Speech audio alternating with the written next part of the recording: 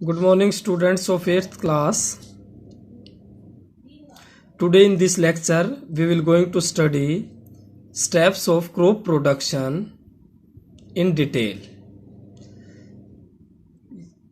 In previous class, we have discussed the names of the steps of crop production. In that, you have learned first step in a crop production is preparation of soil.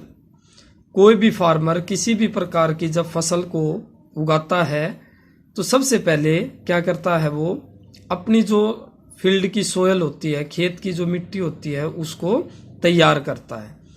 तो उसको prepare करने के लिए वो कुछ steps follow करता है। तो उसके अंदर फर्स्ट स्टेप जो है, while preparing the soil is ploughing. The process of loosening and turning of the top fertile soil is called ploughing. जो टॉप फर्टाइल सोयल होता है उसको फार्मर क्या करता है, लूज करता है, टर्न करता है, नीचे के ऊपर करता है। तो उस प्रोसेस को हम क्या कहते हैं, ploughing. The process of loosening and turning of the top fertile soil is called ploughing. अब इसको करने के मेथड्स, एंशियंट टाइम्स में, प्राचीन समय में इसको किससे किया जाता था, with the help of a plough. Plough क्या होता है, हल से, बैलों की हेल्प से, कैमल ऊंट से या और किसी एनिमल की हेल्प से इस प्लो को क्या किया जाता था, पुल्ड खींचा जाता था और मिट्टी को लूज किया जाता था। But in today's with the advancement in technology, आज के दिन जो टेक्नोलॉजी में थोड़ी सी एडवांसमेंट हो गई है, तो क्या है, हमारे ट्रैक्टर ड्राइवन कल्टीवेटर्स, ट्रैक्टर से जो कल्टीवेटर्स को ड्राइव किया जाता है, खींचा जाता है और उस सोयल को क्या किया जाता है, लूज किया जाता है।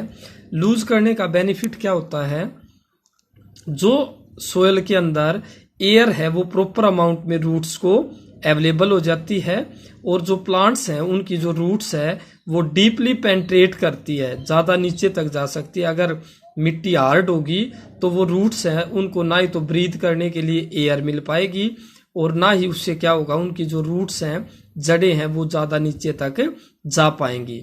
तो ये सारी चीज़ें हों, हेल्दी प्लांट्स ग्रो करें, तो उसके लिए फार्मर क्या करता है भाई, अपनी सोयल को लूज करता है, टर्न करता है। तो ये प्रोसेस हमारा, ये मेथड क्या कहलाता है, प्लोइंग। सेकंड मेथड आपका, इसके अंदर स्टेप क्या है, प्रिपरेशन ऑफ सोयल के स्टेप्स हैं ये तीनों।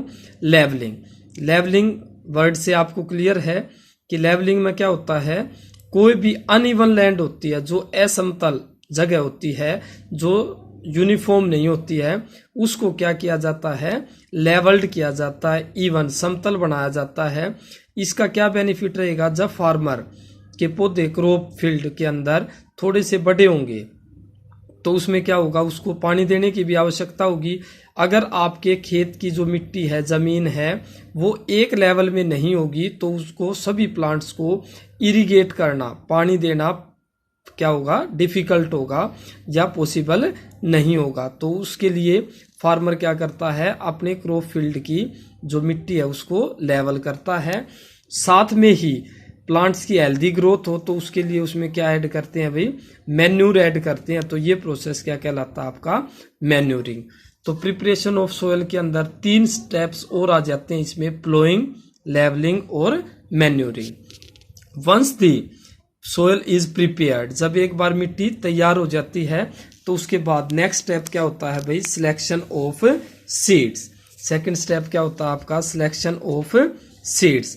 फार्मर क्या करता है, हर फार्मर को क्या चाहिए भाई, ज़्यादा से ज़्यादा क्रॉप्स हो उसके फील्ड के अंदर, जो भी फसल उसने उगाई है उससे बहुत ज़्यादा पैदावार मिले उसको, ये सभी फार्मर्स चाहते हैं। तो उसके लिए वो क्या करते हैं, केवल अपने खेत के अंदर हेल्दी सीड्स, जो अच्छे बीज होते हैं उन्हीं की बिजाई करते हैं।